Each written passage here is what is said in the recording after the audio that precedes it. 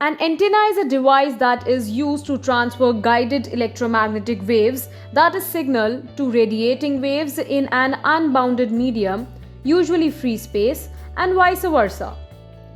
Antennas form an essential part of any radio communication system. As we know, there are different types of antenna exist in today's communication system. Each type is specifically designed for special purposes. Now let's see what all topics we are going to cover in this course. First, introduction of antenna. Second, basic parameters and definition of antenna, which include input impedance, return loss, VSWR, bandwidth, directivity and gain, radiation pattern, beam width, polarization, front to back ratio, antenna factor. Third, types of antenna. Fourth, RF wave propagation introduction. Fifth, electromagnetic wave. Sixth, near or far field. Seventh, propagation modes. Eighth, types of free space propagation. 9. Friis transmission equation. 10th, propagation mechanism. 11th, multipath. 12th, introduction to fading. 13th, MIMO. 14th, massive MIMO. 15th, beam forming. 16th, antenna tilt. These are all the topics we'll cover. First, we'll go with the introduction. An antenna is a device that is used to transfer guided electromagnetic waves, that is, signal, to radiating waves in an unbounded medium, usually free space, and vice versa. That is, in either the transmitting or receiving mode of operation. Antenna are frequency dependent devices. Each antenna is designed for a certain frequency band. Beyond the operating band, the antenna rejects the signal. Therefore, we might look at the antenna as a band pass filter and a transducer.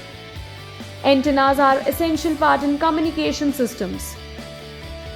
Therefore, understanding their principles is important. Antennas form an essential part of any radio communication system.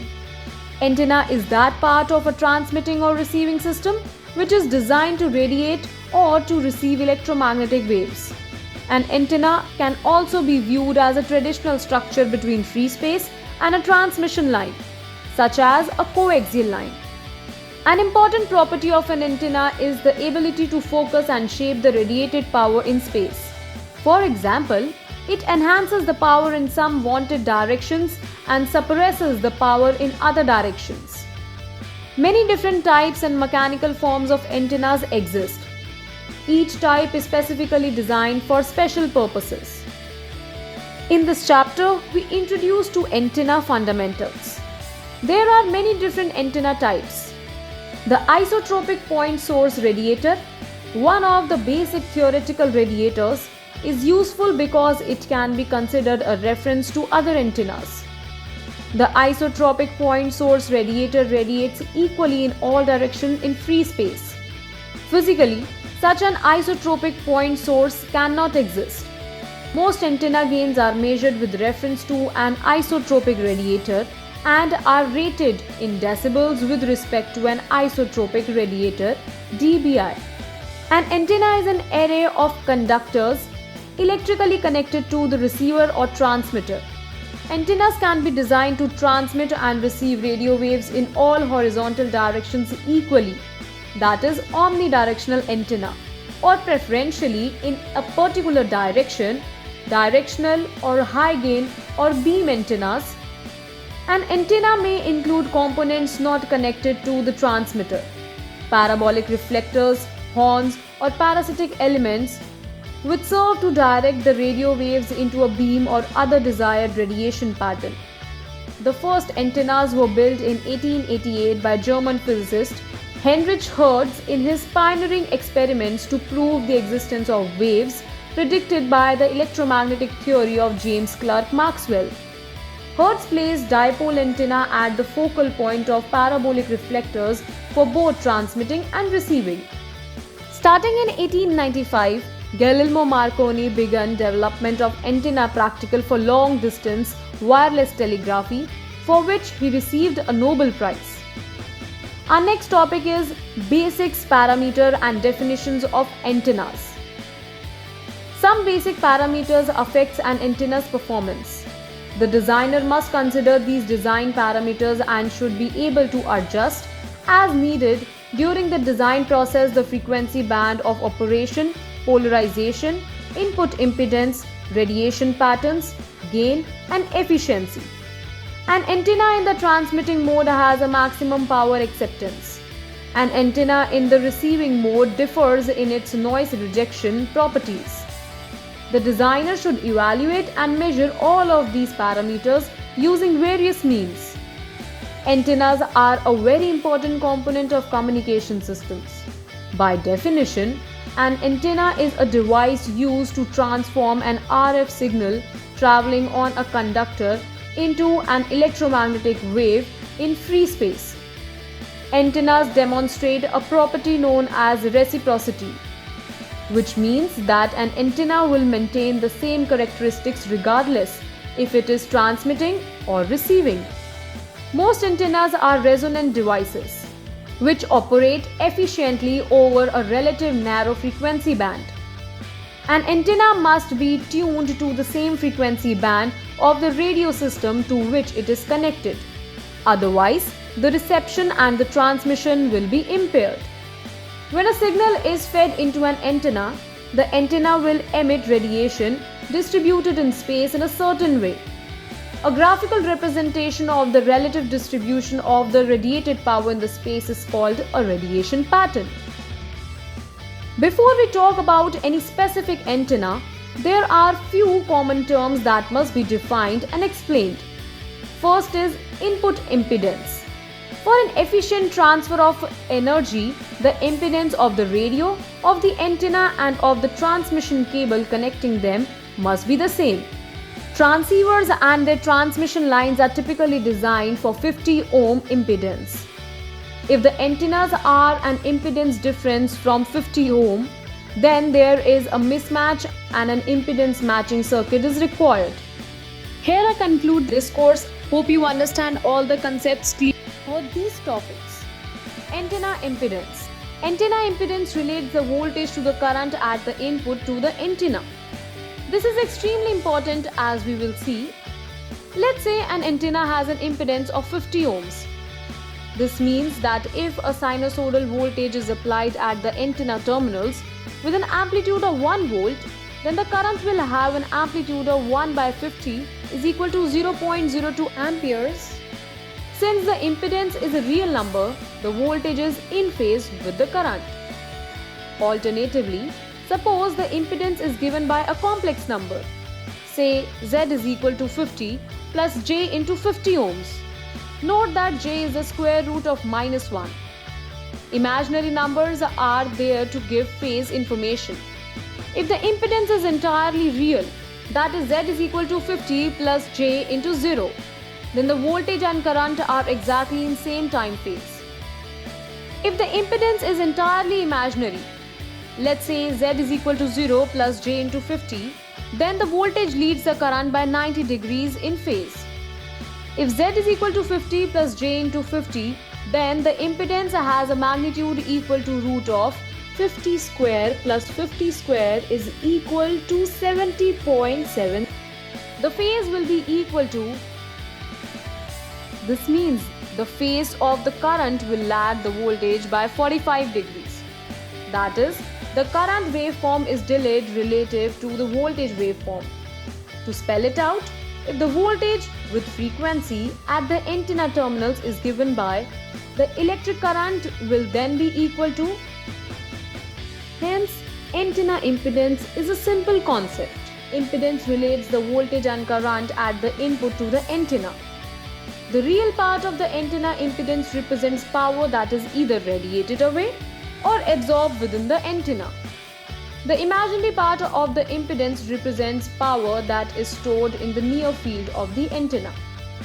This is non-radiated power. An antenna with a real input impedance, zero imaginary part, is said to be resonant.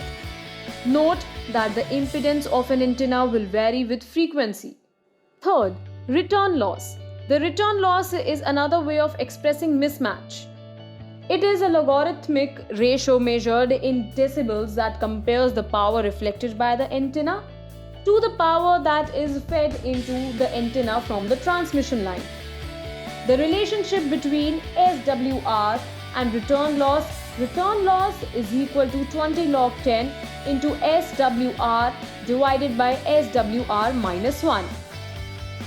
Fourth, VSWR. We see that an antenna's impedance is important for minimizing impedance mismatch loss. A poorly matched antenna will not radiate power. This can be somewhat alleviated via impedance matching, although this doesn't always work over a sufficient bandwidth. A common measure of how well matched the antenna is to transmission line or receiver is known as the voltage standing wave ratio, VSWR. VSWR is a real number that is always greater than or equal to 1. A VSWR of 1 indicates no mismatch loss. The antenna is perfectly matched to the TX line. Higher values of VSWR indicate more mismatch loss. As an example of common VSWR values, a VSWR of 3.0 indicates about 75% of the power is delivered to the antenna, that is 1.25 decibel of mismatch loss. A VSWR of 7.0 indicates 44% of the power is delivered to the antenna, that is 3.6 decibel of mismatch loss. A VSWR of 6 or more is pretty higher and will generally need to be improved. The parameter VSWR sounds like an overly complicated concept. However, power reflected by an antenna on a transmission line interferes with the forward traveling power, and this creates a standing voltage wave, which can be numerically evaluated by the quantity voltage standing wave ratio, VSWR. In the next section on antenna basics, we look at a very important antenna parameters known as bandwidth. The bandwidth of the antenna refers to the range of frequencies over which the antenna can operate correctly. The antenna's bandwidth is the number of hertz for which the antenna will exhibit an SWR less than 2:1. The bandwidth can also be described in terms of percentage of the center frequency of the band. BW is equal to 100 into FH minus FL divided by FC, where FH is the highest frequency in the band, FL is the lowest frequency in the band, and FC is the center frequency in the band. In this way, bandwidth is constant relative to frequency. If bandwidth was expressed in absolute units of frequency, it would be different depending upon the center frequency. Different types of antennas have different bandwidth limitations. Now let us see the term directivity and gain. Directivity is the ability of an antenna to focus energy in a particular direction when transmitting, or to receiving energy better from a particular direction when receiving. In a static situation, it is possible to use the antenna directivity to concentrate the radiation beam in the wanted direction. However, in a dynamic system where the transceiver is not fixed, the antenna should radiate equally in all directions, and this is known as an omnidirectional antenna. Gain is not a quantity which can be defined in terms of a physical quantity such as the watt or the ohm, but it is a dimensionless ratio. Gain is given in reference to a standard antenna. The two most common reference antenna are the isotropic antenna and the resonant half-wave dipole antenna. The isotropic antenna radiates equally well in all directions. Real isotropic antennas do not exist, but they provide useful and simple theoretical antenna patterns with which to compare real antennas. Any real antenna will radiate more energy in some directions than in others. Since it cannot create energy, the total power radiated is the same as an isotropic antenna, so in other directions it must radiate less energy. The gain of an antenna in a given direction is the amount of energy radiated in that direction compared to the energy an isotropic antenna would radiate in the same direction when driven with the same input power. Usually we are only interested in the maximum gain, which is the gain in the direction in which the antenna is radiating most of the power. An antenna gain of 3 dB compared to an isotropic antenna would be written as 3 dBi. The resonant half-wave dipole can be a useful standard for comparing to each other antennas at one frequency over a very narrow band of frequencies. To compare the dipole to an antenna over a range of frequency requires number of dipole of different lengths. An antenna gain of 3 dB compared to a dipole antenna would be written as 3 dBd. The method of measuring gain by comparing the antenna under test against a known standard antenna which has a calibrated gain is technically known as a gain transfer technique. Another method for measuring gain is the 3 antenna method, where the transmitted and received power at the antenna terminals is measured between 3 arbitrary antennas at a known fixed distance. Here I conclude this topic. Hope you all understood. Meet you in the next topic. Radiation pattern.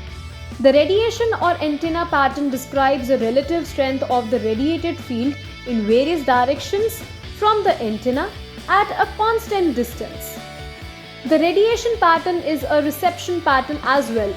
Since it also describes the receiving properties of the antenna, the radiation pattern is 3-dimensional.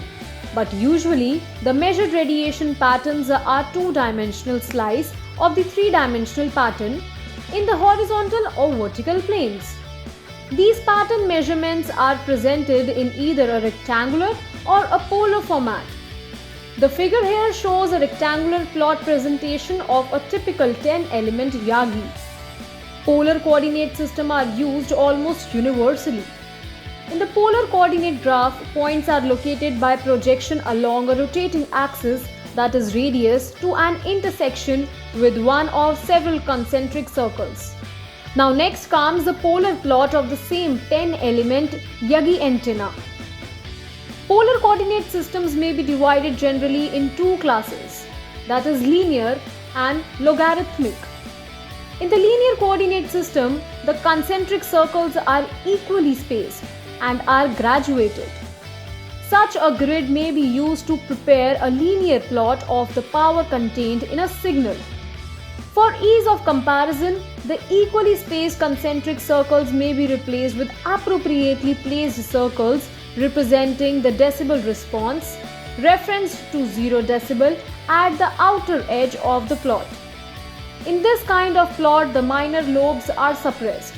Lobes with peaks more than 15 decibel or so below the main lobe disappear because of their small size. The grid enhances plots in which the antenna has a high directivity and small minor lobes. The voltage of the signal, rather than the power, can also be plotted on a linear coordinate system. In this case too, the directivity is enhanced and the minor lobes suppressed, but not in the same degree as in the linear power grid. In the logarithmic polar coordinate system, the concentric grid lines are spaced periodically according to the logarithm of the voltage in the signal. Different values may be used for the logarithmic constant of periodicity, and this choice will have an effect on the appearance of the plotted pattern. Generally, the 0 decibel reference for the outer edge of the chart is used. With this type of grid, lobes that are 30 or 40 decibel below the main lobe are still distinguishable. The spacing between points at 0 decibel and at -3 decibel is greater than the spacing between -20 decibel and -23 decibel, which is greater than the spacing between -50 decibel and -53 decibel. The spacing thus corresponds to the relative significance of such changes in the antenna performance. The modified logarithmic scale emphasizes the shape of the measure beam while compressing very low level, that is greater than 30 decibels, side lobes towards the center of the pattern. There are 2 kinds of radiation pattern, that is absolute and relative. Absolute radiation patterns are presented in absolute units of field strength or power. Relative radiation patterns are referred in relative units of field strength or power. Most radiation pattern measurements are relative to the isotropic antenna, and then the gain transfer method is then used to establish the absolute gain of the antenna. The radiation pattern in the region close to the antenna is not the same as the pattern at large distance.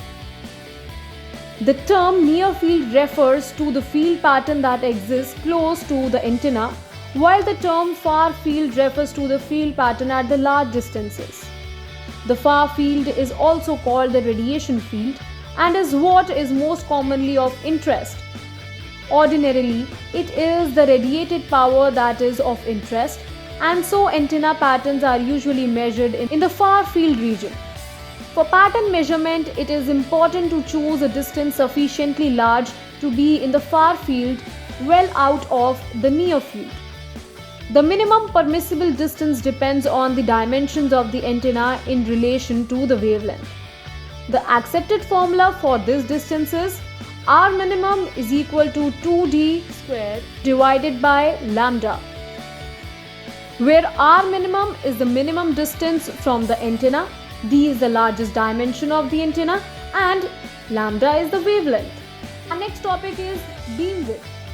An antenna's beam width is usually understood to mean the half power beam width. The peak radiation intensity is found and then the point on either side of the peak, which represents half the power of the peak intensity, are located. The angular distance between the half power points is defined as the beam width.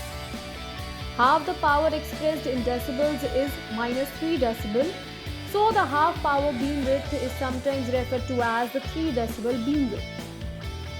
Both horizontal and vertical beam widths are usually considered. Assuming that most of the radiated power is not divided into side lobes, then the directive gain is inversely proportional to the beam width. As the beam width decreases, the directive gain increases.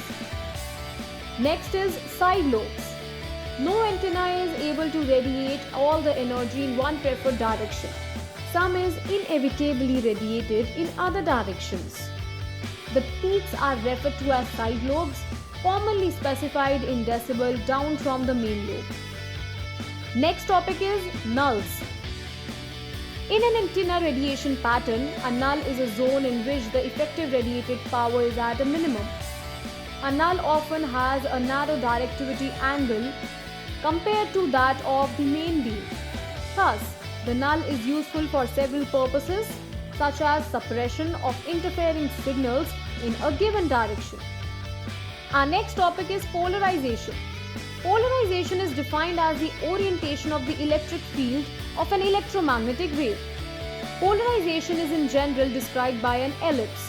Two special cases of elliptical polarization are linear polarization and circular polarization. The initial polarization of a radio wave is determined by the antenna.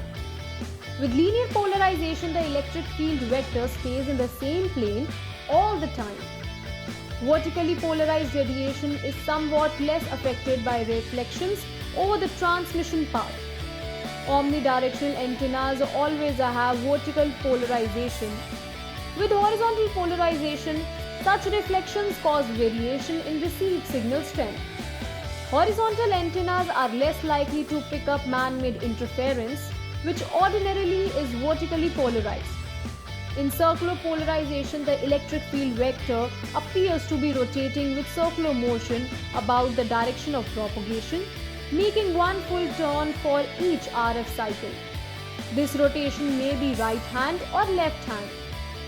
Choice of polarization is one of the design choices available to the RF system designer. Next topic is polarization mismatch. In order to transfer maximum power between a transmit and a receive antenna, both antenna must have the same spatial orientation, the same polarization sense, and the same axial ratio. When the antennas are not aligned or do not have the same polarization, there will be a reduction in power transfer between two antennas. This reduction in power transfer will reduce the overall system efficiency and performance. When the transmit and receive antenna are both linearly polarized, physical antenna's misalignment will result in a polarization mismatch loss, which can be determined using the following formula. Polarization mismatch loss in decibels is equal to 20 log cos theta, where theta is the misalignment angle between the two antennas. For 15 degrees, we have a loss of 0.3 decibel. For 30 degrees, we have 1.25 decibel. For 45 degrees, we have 3 decibel. And for 90 degrees, we have infinite loss. The actual mismatch loss between a circularly polarized antenna and a linearly polarized antenna will vary depending upon the axial ratio of the circularly polarized antenna. If polarizations are coincident, no attenuation occurs due to coupling mismatch between fields and antenna, while if they are not, then the communication can't even take place. Our next topic is front to back ratio. It is useful to know the front to back ratio, that is the ratio of maximum directivity of an antenna to its directivity in the rearward direction. For example, when the principal plane pattern is plotted on the relative decibel scale, the front to back ratio is the difference in decibel between the level of the maximum radiation and the level of radiation in the direction 180 degrees. Our next topic is antenna factor. Antenna factor is defined by the ratio of the electromagnetic field received by an antenna to the voltage produced at the output terminal of the antenna. Its formula is AF is equal to E divided by V. Antenna factor is an important parameter for EMI divided by EMC testing. Electric field strength E is equal to field measurements, where the antenna factor specification defines a relationship between the electric field strength E around the antenna and the voltage induced by the antenna V. Antenna factor is equal to root 377 PD or root 50 PD AE is equal to 2.75 by root AE is equal to 3973 lambda root G. Hope you all understood. First type is dipole antenna. The dipole antenna or dipole aerial is one of the most important forms of RF antenna. The dipole can be used on its own, or it can form part of a more complicated antenna array. The dipole aerial or antenna is widely used for a variety of types of radio communication on its own or incorporated into many other RF antenna designs where it forms the radiating or driven element for the overall antenna. The dipole is relatively simple in its basic implementation, and many of the basic calculations are quite straightforward. It is easy to design a basic dipole antenna that will operate on the HF, VHF and UHF sections of the radio frequency spectrum. The name dipole indicates that the dipole antenna consists of two poles or items, two conductive elements. Current flows in these two conductive elements, and the current and the associated voltage causes an electromagnetic wave or radio signal to be radiated outwards from the antenna. Next type is half-wave dipole antenna. The half-wave dipole is the most popular version of dipole antenna or aerial. As the name implies, the half-wave dipole is a half wavelength long. This is the shortest resonant length that can be used for a resonant dipole.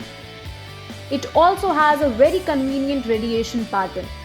The half-wave dipole is formed from a conducting element which is wire or metal tube which is an electrical half wavelength long.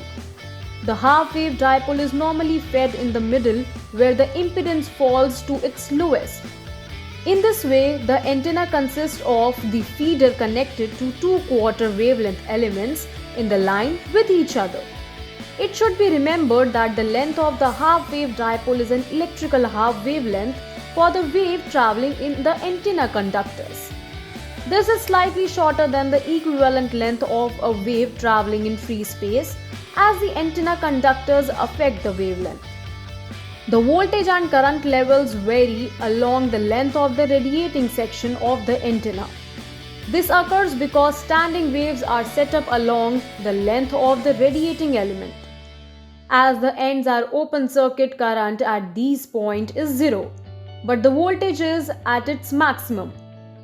As the point at which these quantities is measured moves away from the ends, it is found that they vary sinusoidally, the voltage falling but the current raising.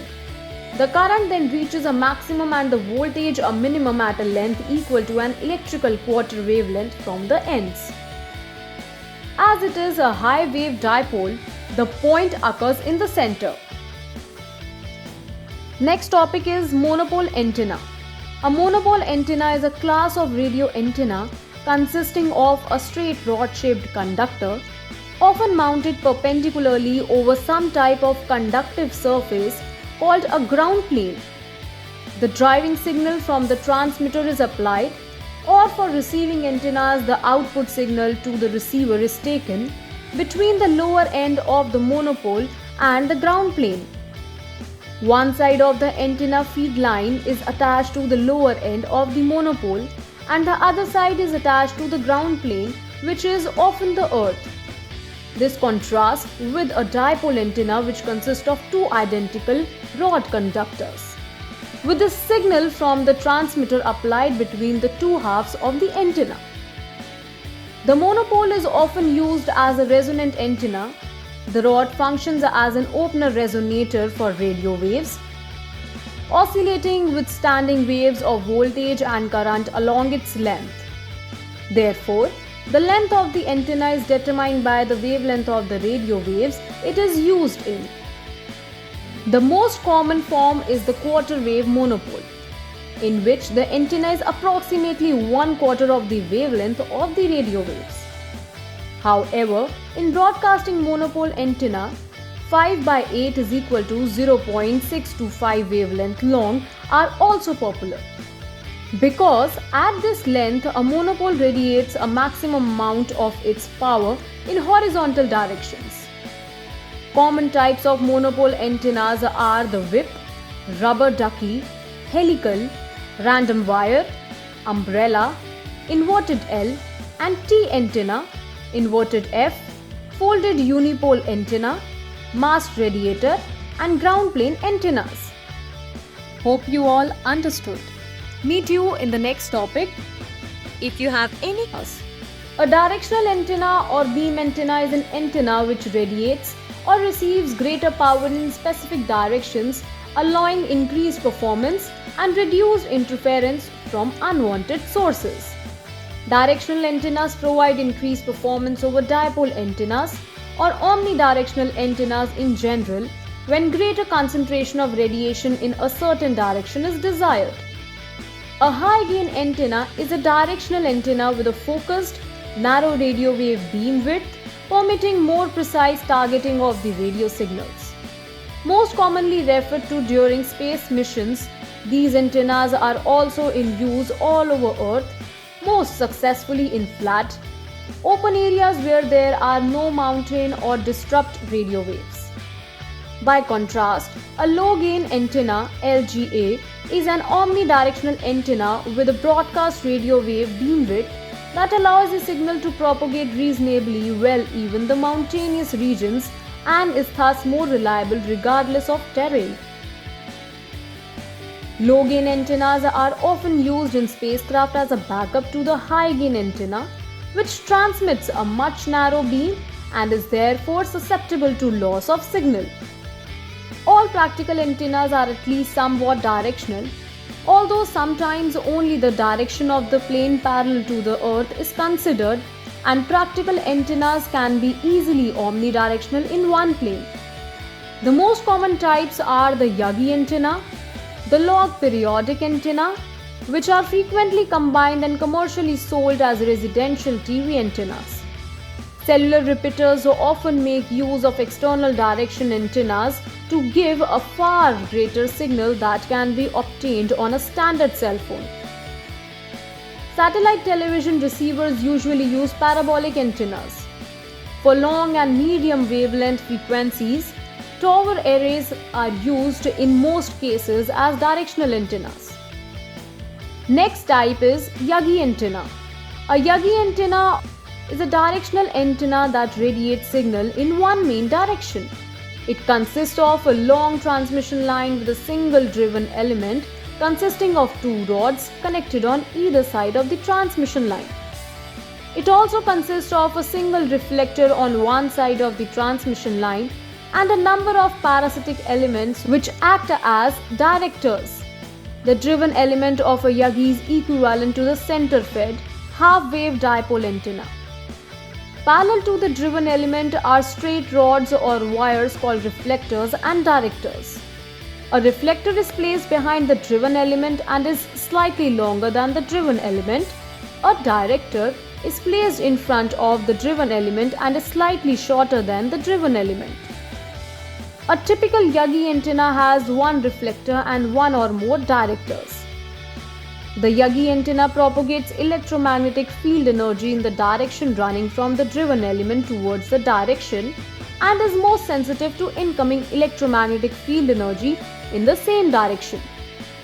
The more directors a Yagi has, the greater the forward gain and the longer the antenna becomes.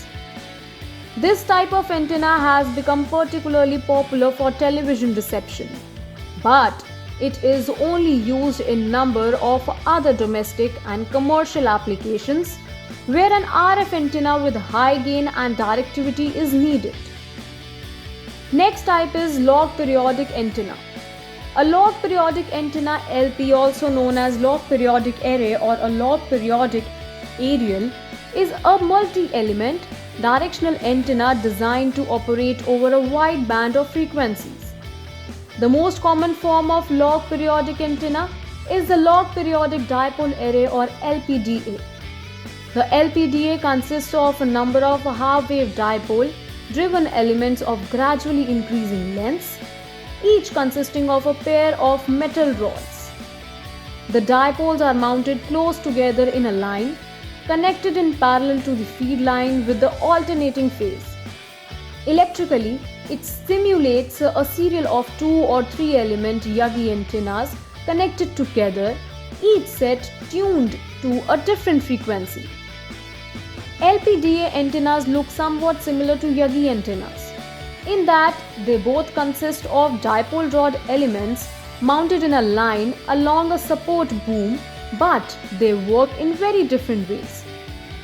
Adding elements to a Yagi increases its directionality or gain, while adding elements to LPDA increases its frequency response or bandwidth. One large application for LPDAs is in rooftop terrestrial television antennas, since they must have large bandwidth to cover the wide television bands of roughly 54 to 88 and 174 to 216 MHz in the VHF and 470 to 890 MHz in the UHF, while also having high gain for adequate fringe reception. One widely used design for television reception combined a Yagi for UHF reception in front of a larger LPDA for VHF. Next is sector antenna. A sector antenna or sector panel is a directional antenna for outdoor applications. They are most often used by base station and can be seen hung on cell phone towers. They are long, narrow antennas with high gains. Sector antennas consist of an array of dipoles placed in front of a shaped reflector. The size and shape of the reflector determines the performance of these antennas. The reflector is usually flat with some ridges on other features along the edges. A sector antenna is almost always categorized by its azimuth plane 3 dB beam width. They are commonly available with 60 degree, 90 degree and 120 degree directionality. Sectors are usually deployed higher up in the air, and the height of deployment helps select the required antenna, as this impacts the gain and the range of the antenna. The main reflecting screen of the sector antenna consists of aluminium, and the antenna has a radome which is usually developed from a fiberglass material. This keeps the component inside the antenna safe and allows the antenna to withstand harsh weather conditions. Sector antennas are used extensively for cellular communication. The largest use of these antennas is for cell phone base station sites. The coverage area of sector antennas is determined by the projection of the radiation pattern on the ground, which can be adjusted by changing the down tilt angle of the antenna. In some models, this is done mechanically by manually adjusting the tilt of the antenna with an adjustable mounting bracket. In more recent sector antennas, the pattern can be electronically tilted by adjustable phase shifters in the feed of the individual dipole elements of the antenna. These are adjusted by a remote control circuit from the ground, eliminating the need of a technician to climb the antenna tower. To provide 360-degree coverage, multiple sector antennas are used and mounted back to back. Hope you all understood. Meet you in the next topic. If you have any queries, as wireless systems become more universal, an understanding of radio frequency RF propagation for the purpose of RF planning becomes increasingly important. Most wireless systems must propagate signals through the non-ideal environments. Thus, it is valuable to be able to provide meaningful characterization of the environmental effects on the signal propagation. While the basics of free space propagation are consistent for all frequencies, the nuances of real-world channels often show considerable sensitivity to frequency. The concerns and models of propagation will therefore be heavily dependent upon the frequency in question. RF is an electromagnetic wave with a frequency between 1 MHz and 300 GHz. Common industry definition have RF ranging from 1 MHz to about 1 GHz, while the range from 1 to about 30 GHz is called microwaves and 30 to 300 GHz is the millimeter wave (mmW) region.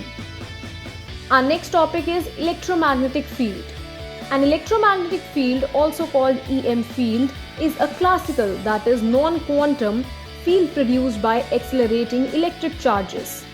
It is the field described by classical electrodynamics and is the classical counterpart to the quantized electromagnetic field tensor in quantum electrodynamics. The electromagnetic field propagates at the speed of light. In fact, this field can be identified as light and interacts with changes and currents. Its quantum counterpart is one of the four fundamental forces of nature. The others are gravitation, weak interaction, and strong interaction. The field can be viewed as the combination of an electric field and a magnetic field. The electric field is produced by stationary charges and the magnetic field by moving charges, that is currents.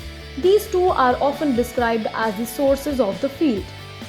The way in which charges and current interact with the electromagnetic field is described by the Maxwell's equation and the Lorentz force law. The force created by the electric field is much stronger than force created by the magnetic field. From the classical perspective in the history of electromagnetism, the electromagnetic field can be regarded as a smooth, continuous field propagated in a wave-like manner. By contrast, from the perspective of quantum field theory, this field is seen as quantized, meaning that the free quantum field, that is non-interacting field, can be expressed as the Fourier sum of creation and annihilation operations in energy momentum space, while the effects of the interacting quantum field may be analyzed in perturbation theory via the S matrix with the aid of a whole host of mathematical technologies such as the Dyson series, Wick theorem, correlation functions, time evolution operations, Feynman diagrams, etc. Note that the quantized field is still spatial continuous. Its energy states, however, are discrete.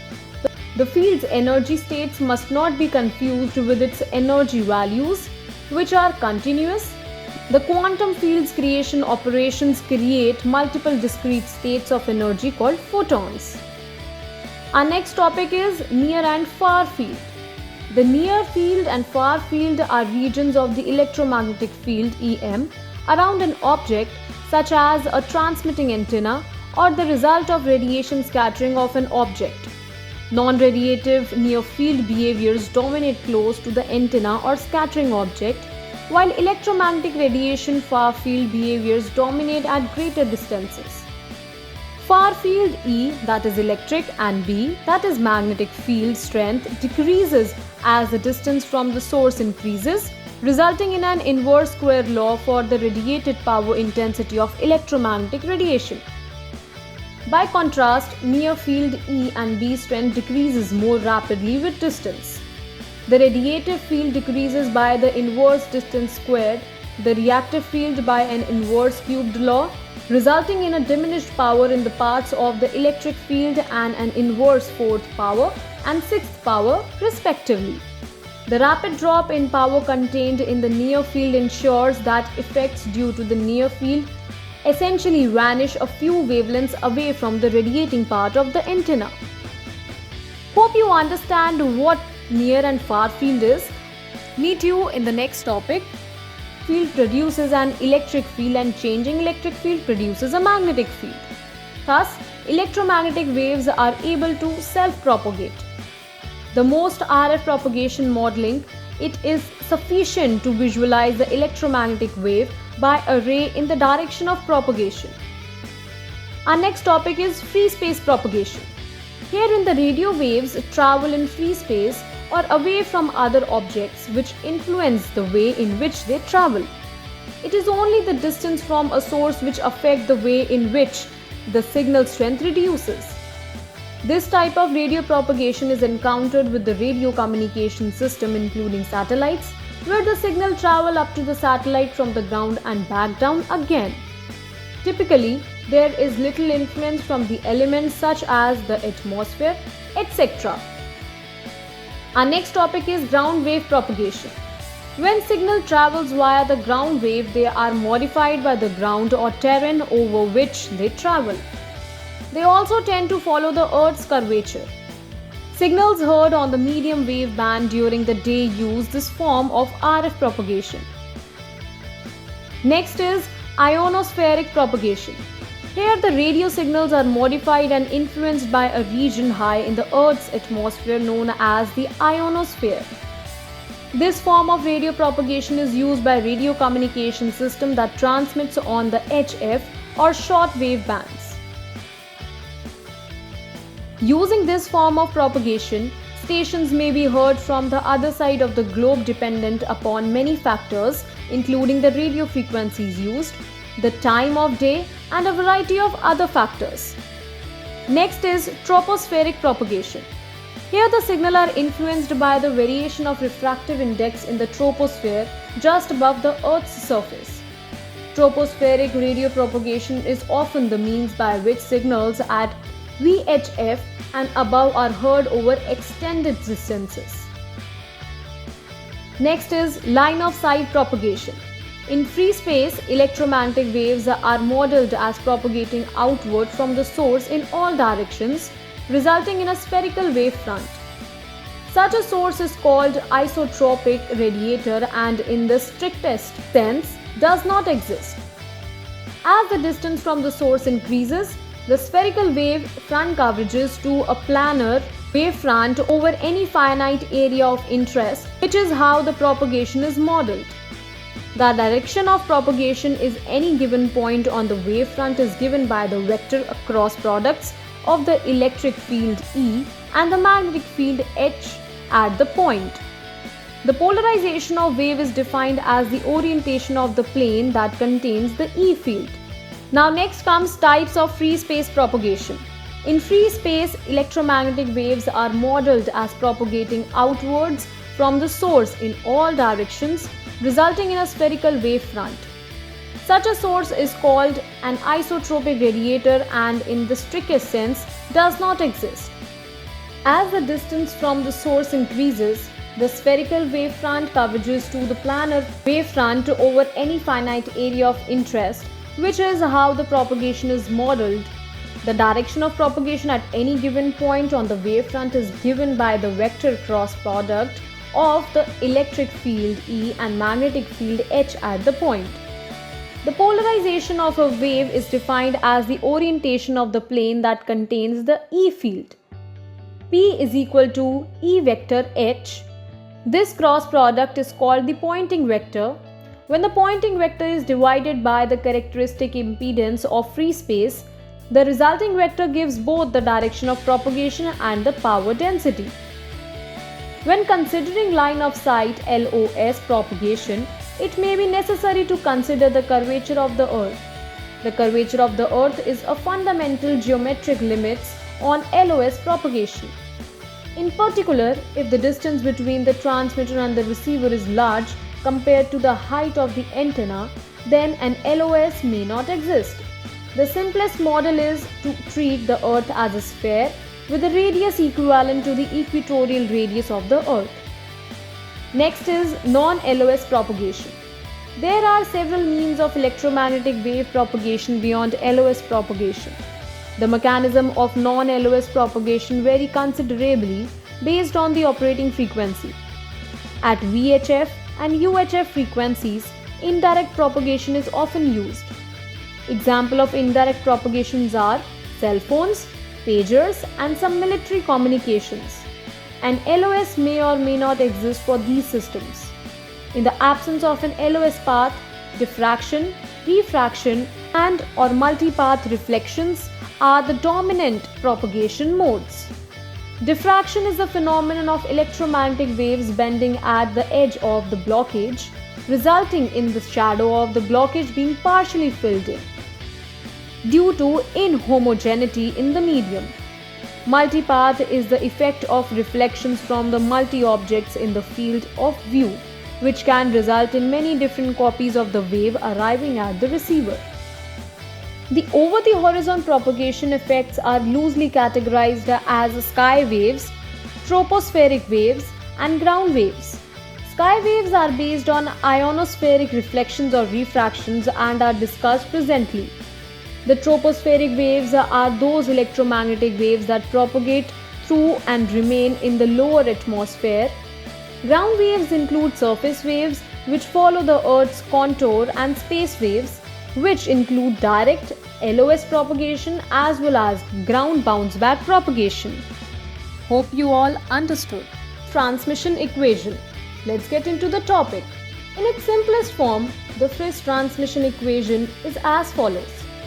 Given two antennas, the ratio of power available at the output of the receiving antenna PR to power input to the transmitting antenna PT is given by PR is equal to PT GT GR in brackets lambda by 4 PR into 2, where GT and GR are the antenna gains of the transmitting and receiving antennas respectively.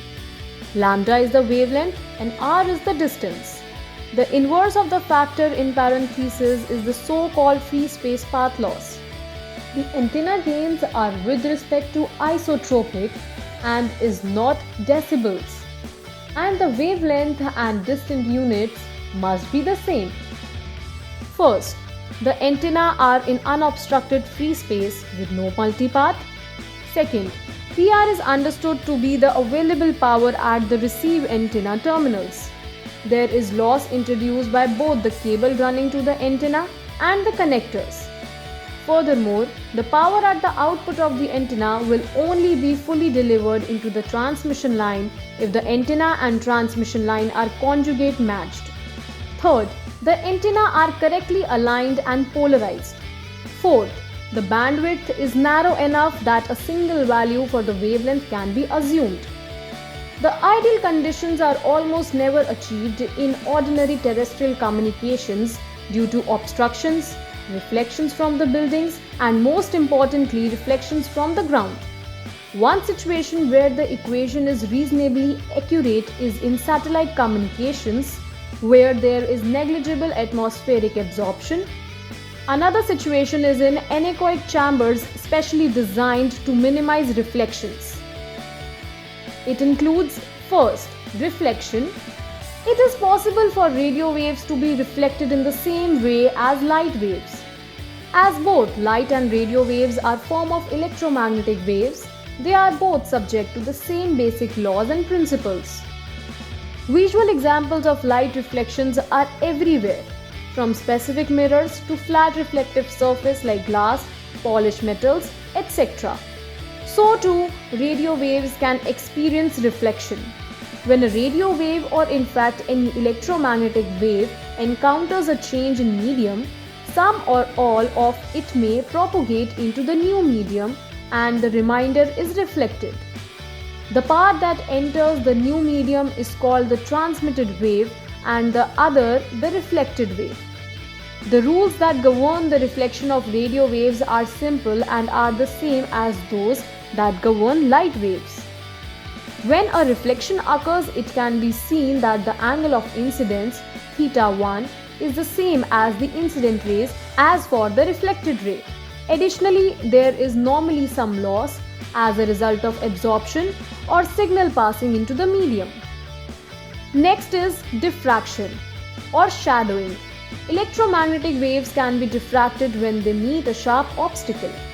As radio waves are form of electromagnetic wave, it means that they can also be diffracted. As radio waves undergo diffraction, it means that a single form of transmitter may be received from a transmitter even though it may be shaded by a large object between them. To understand how this happens, it is necessary to look at Huygens principle. This states that each point on a spherical wavefront can be considered as a source of a secondary wavefront. Even though there will be a shadow zone immediately behind the obstacle, the signal will diffract around the obstacle and start to fill the void. It is found that diffraction is more pronounced when the obstacle becomes sharper and more like a knife edge. For a radio signal, the definition of the knife edge depends upon the frequency and hence the wavelength of the signal.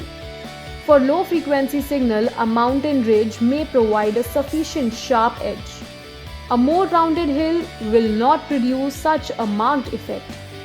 It is also found that low frequency signals diffract more markedly than higher frequency ones. It is for this reason that signals on the long wave band are able to provide coverage even in hilly or mountainous terrain where signals at VHF and higher would not. The effect may also be important for very high frequency signals where items of furniture in the home may have a sufficiently sharp edge to enable diffraction to be seen. This may give slightly better coverage to items like mobile phones or for Wi-Fi systems. Next is scattering. Scattering is when an RF wave encounters an object and scatters into multiple waves. Some examples of common objects that cause scattering include dust, smog, humidity, and chain-inked fences. If a signal has been scattered, then the integrity and strength of the signal will suffer tremendously. Scattering is more unpredictable than the other issues mentioned in this post. But with proper planning, a solution can at least be addressed in the setup. Hope you all understood. Meet you in the next topic. Multiple waves create multipath. Due to propagation mechanism, multiple waves arrive at the receiver. Sometimes this includes a direct line of sight (LOS) signal. Multipath propagation causes large and rapid fluctuations in a signal. These fluctuations are not the same as the propagation path loss. Multipath causes three major things. Those are: first, rapid changes in signal strength over a short distance or time. Second, random frequency modulation due to Doppler shifts on different multipath signals. Third, time dispersion caused by multipath delays. These are called fading effects. Multipath propagation results in small-scale fading. Let's understand what is fading. The communication between the base station and the mobile station in mobile system is mostly non-LOS. The LOS path between the transmitter and the receiver is affected by terrain and obstructed by buildings and other objects. The mobile station is also moving in different directions at different speeds. The RF signal from the transmitter is scattered by reflection and diffraction and reaches the receiver through many non-LOS paths. This non-LOS path causes long-term and short-term fluctuations in the form of long normal fading and Rayleigh and Riken fading, which degrades the performance of the RF channel. Let's understand what is long-term fading. Terrain configuration and man-made environment causes long-term fading. Due to various shadowing and terrain effects and the signal level measured on a circle around base station shows some random fluctuations around the mean value of received signal strength. The long-term fades in signal strength are caused by the terrain configuration and man-made environments form a long normal distribution, that is, the mean received signal strength R varies log normally in decibels if the signal strength is measured over a distance of at least 40 lambda. Experimentally, it has been determined that the standard deviation sigma of the mean received signal strength R lies between 8 and 12 decibel, with the higher sigma generally found in large urban areas. Our next topic is Rayleigh fading. This phenomenon is due to multipath propagation of the signal. The Rayleigh fading is applicable to obstructed propagation paths. All the signals are non-LOS signals and there is no dominant direct path. Signals from all paths have comparable signal strengths. The instantaneous received power seen by a moving antenna becomes a random variable depending on the location of the antenna. Our next topic is Riken fading. This phenomenon is due to multipath propagation of the signal. In this case, there is a partially scattered field. Only one dominant signal while others are weaker. Hope you all understood. What is MIMO? It is an antenna technology for wireless communication in which multiple antennas are used at both the source and the destination. The antenna at each end of the communication circuit are combined to minimize errors, optimize data speed, and improve the capacity of radio transmissions by enabling data to travel over many signal paths at the same time. Creating multiple versions of the same signal provides more opportunities for the data to reach the receiving antenna without being affected by fading, which increases the signal to noise ratio and error rate. By boosting the capacity of radio frequency systems, MIMO creates a more stable connections and less congestions. Now let's see MIMO's development and history. MIMO technology has been developed over many years.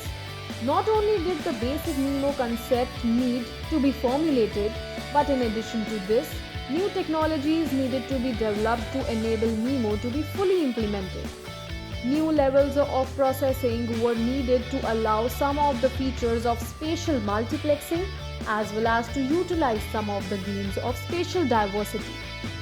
Up until the 1990s, spatial diversity was often limited to systems that switched between two antennas or combined the signal to provide the best signal. Also, various forms of beam switching were implemented. But in use of the levels of processing involved and the degrees of processing available, the systems were generally relatively limited. However, with the additional levels of processing power that started to become available, it was possible to utilize both spatial diversity and full spatial multiplexing. The initial work on MIMO system focused on basic spatial diversity. Here the MIMO system was used to limit the degradation caused by multipath propagation. However, this was only the first step as system then started to utilize the multipath propagation to advantage, turning the additional signal path into what might effectively be considered as additional channels to carry additional data. Two researchers, Arogyaswamy Pulraj and Thomas Skylark, were first to propose the use of spatial multiplexing using MIMO in 1993, and the following year their US patent was granted. However, it fell to Bell Labs to be the first to demonstrate a laboratory prototype of spatial multiplexing in 1998. Our next topic is importance of MIMO for users. The third generation partnership project 3GPP added MIMO with Release 8 of Mobile Broadband Standard. MIMO technology is used for Wi-Fi networks and cellular 4th generation, long-term evolution and 5th generation technology in a wide range of markets, including law enforcement, broadcast TV production and government. It can also be used in wireless local area network WLANs and is supported with all wireless products with 802.11n. MIMO is often used for the high bandwidth communication where it is important to not have interference from the microwave or RF systems. For example, it's frequently used by first responders who can't always rely on cell networks during a disaster or power outrage or when a cell network is overloaded. Wi-Fi 6, also known as 802.11ax, raised the bar for wireless connectivity by introducing several new technologies to help eliminate the limitations associated with adding more Wi-Fi devices to a network. Wi-Fi 7 is currently in development with an expected release in 2024. Before MIMO, there were other types of advanced antenna technology with different configurations, most commonly multi-input single output and single input multiple output. MIMO builds on these technologies. Our next topic is massive MIMO. Multiple input multiple output is a radio antenna technology which develops multiple antenna at both the transmitter and receiver to increase the quality, throughput and capacity of the radio link. MIMO uses technique known as spatial diversity and spatial multiplexing to transmit independent and separately encoded data signals known as streams, reusing the same time period and frequency resource. The transmitter simultaneously sends different streams to different users using the same time and frequency resource, thereby increasing the network capacity. Spectral efficiency and capacity can be improved by adding additional antenna to support more streams, up to the point where power sharing and interference between users result in diminishing gains and eventually losses. MIMO is used in many modern wireless and RF technologies, including Wi-Fi and long-term evaluation (LTE).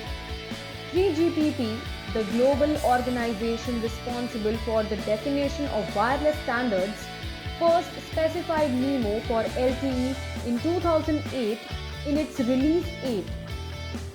This initial variant used 2 transmitters and 2 receivers, 2x2 MIMO, and subsequent increases in processing power have enabled the use of more simultaneous data streams in wireless networks with current 4G LTE networks using 4x4 MIMO. The very short wavelengths at mmWave frequencies result in similar antenna dimensions, and for 5G NR, 3GPP has specified 32 antennas, 32x32 MIMO in Release 15, which will rise to 64 and more in future releases. The expansion in the size of MIMO antenna has led to the term Massive MIMO. Massive MIMO techniques. Massive MIMO is based upon the 3 key concepts of spatial diversity, spatial multiplexing, and beamforming. MIMO builds on the fact that the radio signal between transmitter and receiver is filtered by its environment, with reflections from building and other obstacles resulting in multiple signal paths. You can refer to the figure on the screen. The various reflected signals will arrive at the receiving antenna with differing time delays, levels of attenuation, and direction of travel.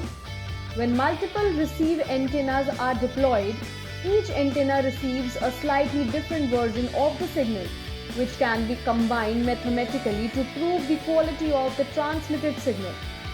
This technique is known as spatial diversity, since the receiver antenna are spatially separated from each other.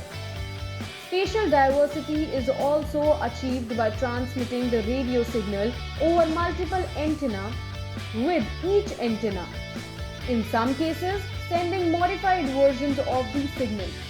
Whilst spatial diversity increases the reliability of the radio link, spatial multiplexing increases the capacity of the radio link by using the multiple transition paths as additional channels for carrying data. Spatial multiplexing allows multiple, unique streams of data to be sent between the transmitter and receiver, significantly increasing throughput and also enabling multiple network users to be supported by a single transmitter. Hence the term multiple MIMO. Now let us understand the benefits of massive MIMO. As a key building block of 5G NR, massive MIMO builds multiple benefits of both network operator and end users. The technology significantly improves spectral efficiency, delivering more network capacity for the same amount of spectrum, thereby enabling operators to maximize their investments in this expensive resource. As 5G networks are rolled out, they will depend heavily on network densification in order to deliver the required data rates and to support the high number of connections, particularly in urban areas. Massive MIMO in conjunction with beamforming technology enables a highly targeted use of spectrum, removing current performance bottlenecks, supporting a larger number of users in the cell and improving end user experience in densely populated area. Other potential benefits include higher connection reliability along with increased resistance to interference and intentional jamming. Due to the increased number of signal paths, massive MIMO networks will also be more responsive to device transmitting at higher frequencies, which will improve coverage, particularly indoors. Our next topic is future of massive MIMO. As 5G networks roll out, the use of massive MIMO will expand, with the ever larger antenna arrays becoming feasible as the technology and 3GPP specifications evolve. mmWave is the key to 5G performance and capacity, and massive MIMO array, which can operate at these frequencies, will soon become mainstream. NEC, for example, has developed a prototype 24 antenna array capable of operating at 28 GHz, and commercial massive MIMO systems with 64 arrays or more will soon be mainstream at both sub-6 GHz and mmWave frequencies. By the parallel evolution of advanced antenna systems, which integrate the antenna arrays with the associated RF transmission hardware and software, as well as the signal processing capability required by beamforming and MIMO. As mmWave shrinks the size of the antenna and also the electronic components, these AAS will become smaller, playing a key role in network densification and being deployed to provide 5G coverage in indoor locations. Hope you all understood. Meet you in the next topic and massive MIMO. Beamforming and massive MIMO work together to deliver 5G's demanding throughput and connection densities. Massive MIMO uses multi-antenna array and spatial multiplexing to transmit independent and separately encoded data signals known as streams. These enable simultaneous communications with multiple user equipment (UE) over the same time period and frequency resource. Beamforming is used in TADEM and MIMO to focus the beams more tightly towards individual UE, enabling higher connection densities and minimizing interference between individual beams. Next topic is beamforming overview. Beamforming is used with phased array antenna systems to focus the wireless signals in a chosen direction, normally towards a specific receiving device. This results in an improved signal at the user equipment UE and also less interference between the signals of individual UE. Phased antenna array are designed so that the radiation patterns from each individual element combine constructively with those from neighboring elements, forming an effective radiation pattern, the main lobe, which transmits energy in the desired direction. At the same time, the antenna array is designed so that signals sent in undesired directions destructively interference with each other, forming nulls and side lobes. The overall antenna array system is designed to maximize the energy radiated in the main lobe whilst limiting the energy in the side lobes to an acceptable level. The direction of the main lobe or beam is controlled by manipulating the radio signals applied to each of the individual antenna elements in the array. Each antenna is fed with the same transmitted signal, but the phase and amplitude of the signal fed to each element is adjusted, steering the beam in the desired direction. Fast steering of the beam is achievable since the phase and amplitude of each signal are controlled electronically, allowing adjustments to be made in nanoseconds. Next topic is analog, digital and hybrid beamforming. There are three methods of implementing antenna beamforming. First is analog beamforming. It is the simplest method with the signal phase being changed in the analog domain. The output from a single RF receiver is split into the number of parts, corresponding to the number of antenna elements in the array. Each signal path then passes through a phase shifter and is amplified before reaching the antenna element. This is the most cost-effective way of implementing beamforming since it uses a minimal amount of hardware. However, an analog beamforming system can only handle one data stream and generate one signal beam, limiting its effectiveness in 5G where multiple beams are required. Next is digital beamforming. In digital beamforming, each antenna element is fed by its own transceiver and data converters, and each signal is pre-coded with amplitude and phase modification in baseband processing before RF transmission. Digital beamforming enables several sets of signals to be generated and superimposed onto the antenna array elements, enabling a single antenna array to serve multiple beams and hence multi-users. Allowing this flexibility is ideal for 5G networks.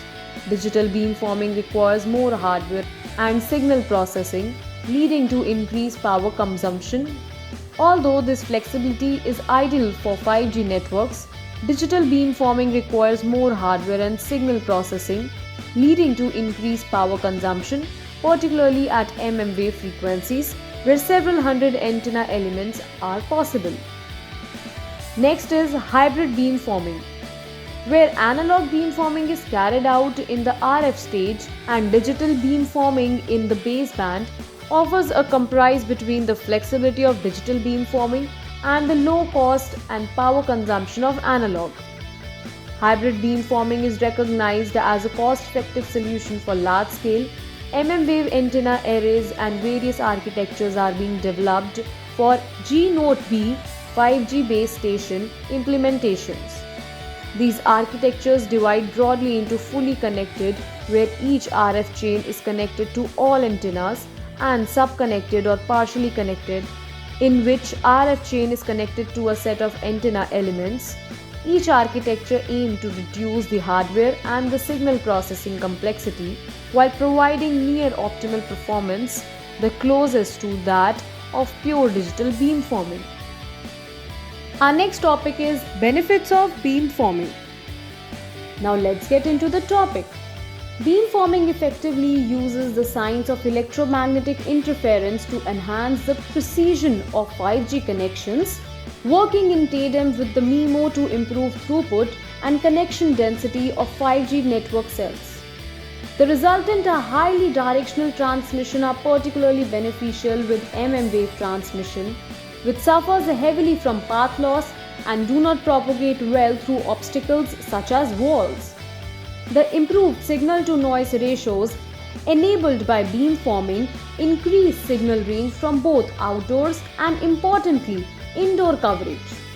Beamforming's ability to cancel out or null interference is also a significant benefit in crowded urban environments with high densities of UEs, where multiple signal beams can potentially interfere with each other.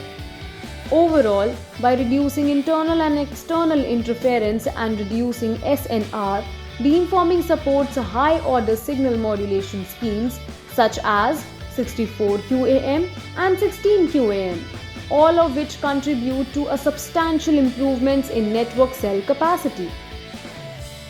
Hope you all understood. Antenna tilt. Now let's get into the topic. These are two general type of tilting mechanisms, electrical and mechanical. While at first glance the two seem similar, there are significant differences. Conventional mechanical down tilting involves a rudimentary arm bracket to tilt the antenna body forward to focus the antenna bore site into the ground below. This process has the effect to localizing coverage to the target area, but has the unintentional effect of up-tilting rear and side lobes. Coverage and field density may also deviate from the radio planning model. To counter these unplanned side effects, electrical tilting is more commonly used as it provides a consistent horizontal radiation pattern with the added benefit of down-tilting side and back lobes. A combination of mechanical up-tilt and electrical down-tilt is occasionally used in problematic areas to provide a conventional main beam, but with down-tilt side and back lobes. The efficiency of a cellular network depends on its correct configuration and adjustments of radiant systems, their transmit and receive antennas.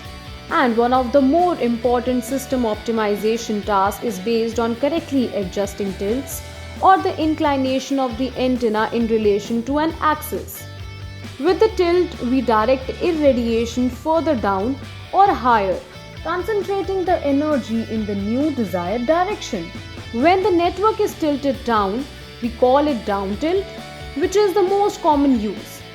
If the inclination is up, very rare and extreme cases, we call it up tilt.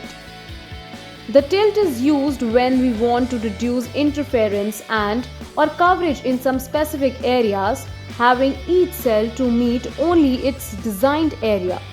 Although this is a complex issue, let's try to understand a simple way how all of this works. Let us understand what is a tilt. Right now, we can talk specifically about tilt. Let us start reminding what is the tilt of an antenna and what is its purpose. The tilt represents the inclination or angle of the antenna to its axis. We have seen when we apply a tilt, we change the antenna radiation diagram. For a standard antenna without tilt, the diagram is formed as we see in the figure on the screen. There are two possible types of tilt, which can be applied together, the electrical tilt and mechanical tilt. The mechanical tilt is very easy to be understood. Tilting the antenna through specific accessories on its bracket without changing the phase of the input signal, the diagram and consequently the signal propagation direction is modified. And for the electrical tilt, the modification of the diagram is obtained by changing the characteristics of signal phase of each element of the antenna. Note, the electrical tilt can have a fixed value or can be variable, usually adjusted through an accessory such as a rod or bolt with markings. This adjustment can be either manual or remote, in the latter case being known as RET, remote electrical tilt, usually a small engine connected to a screw stem or regulator that does the job of adjusting the tilt. With no doubt, the best option is to use antenna with variable electrical tilt and remote adjustment possibility because it gives much more flexibility and ease to the optimizer. However, these solutions are usually more expensive and therefore the antennas with manual variable electrical tilt option are more common. Next topic is mechanical and electrical tilt comparison. Mechanical down tilt. Mechanical down tilting consists of physically rotating an antenna downward about an axis from its vertical position. In a mechanical down tilt, as the front lobe moves downwards, the back lobe moves upwards. This is one of the potential drawbacks as compared to the electrical down tilt because coverage behind the antenna can be negatively affected as the back lobe rises above the horizon. Additionally, Mechanical down tilt does not change the gain of the antenna at plus or minus 90 degree from antenna horizon. As the antenna is given down tilt, the footprint starts changing with a notch being formed in the front while it spreads on the sides. After 10 degrees down tilt, the notch effect is quite visible and the spread on the sides are high. This may lead to interference on the sides. Electrical down tilt uses a phase taper in the antenna array to angle the pattern downwards. This allows the antenna to be mounted vertically. Electrical down tilt is the only practical way to achieve pattern down tilting with the omnidirectional antennas. Electrical down tilt affects both front and back lobes. If the front lobe is down tilted, the back lobe is also down tilted by equal amount. Electrical down tilting also reduces the gain equally at all angles on the horizon.